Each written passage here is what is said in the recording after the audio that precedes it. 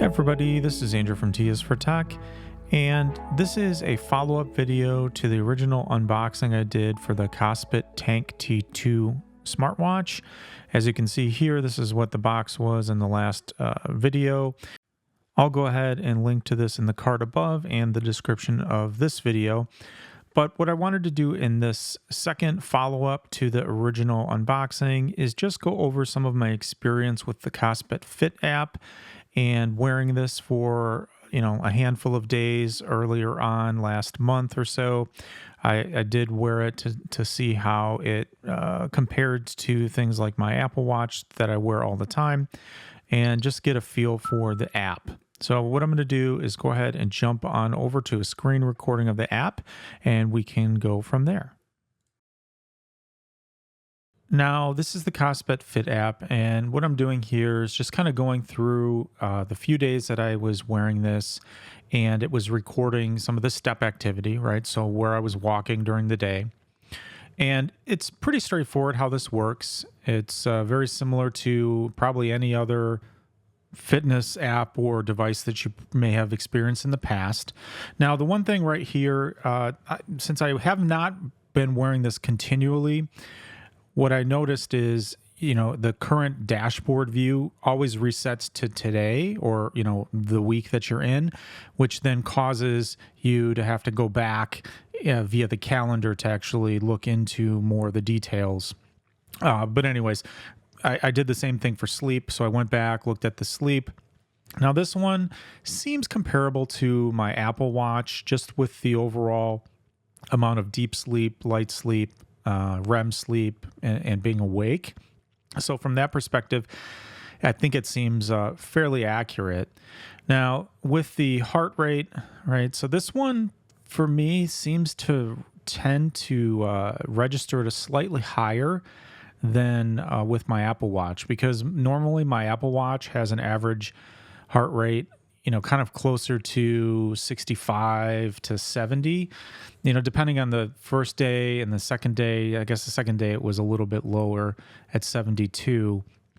But, the heart rate seems to be, I guess, within a few percentage points of the Apple Watch as a comparison, but maybe slightly higher. Now for the blood pressure here, when I go back, I only took a couple measurements of the blood pressure on the day that I was wearing it. This does seem probably accurate. My systolic pressure is a little bit higher than 120. Normally I do have slight hypertension, but the diastolic pressure seems low, because that for me is usually around 80, to 85. Both of the measurements here were like 72 and then 81. The 81 might be right, but I don't know if the 72 is probably not right. And I'm really just not sure on the accuracy of like the on-wrist blood pressure measurements anyway.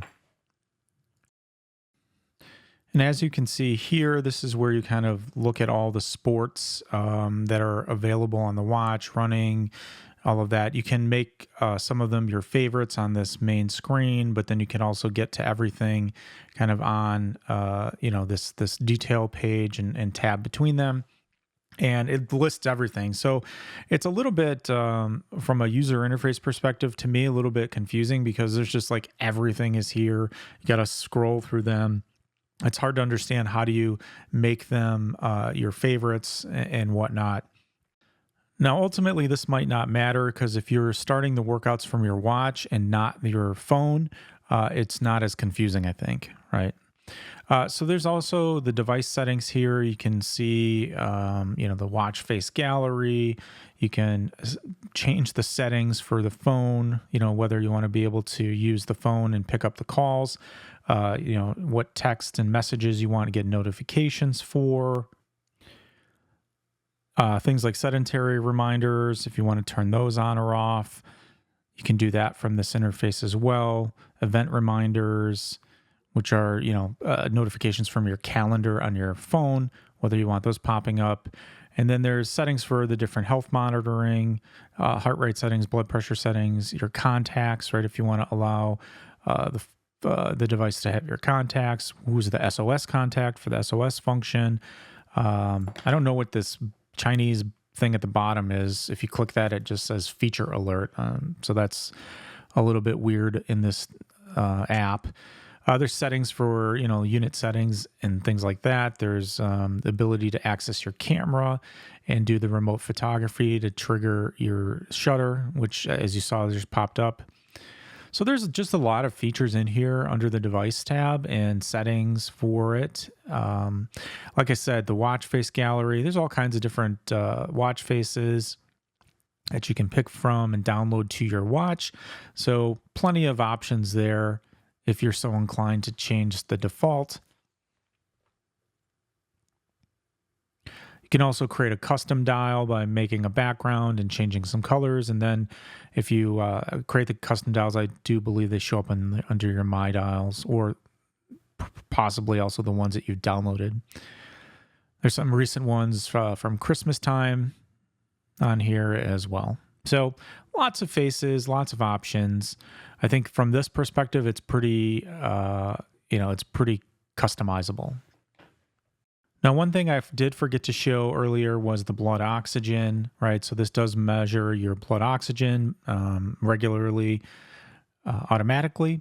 So you can see over the course of time, what the range was, what your, various SpO2 blood oxygen saturations were at certain times, which is helpful, right? I don't know if the app or the phone or the watch use that for anything as part of the, sleep monitoring or anything like that, but it does keep records of all of it.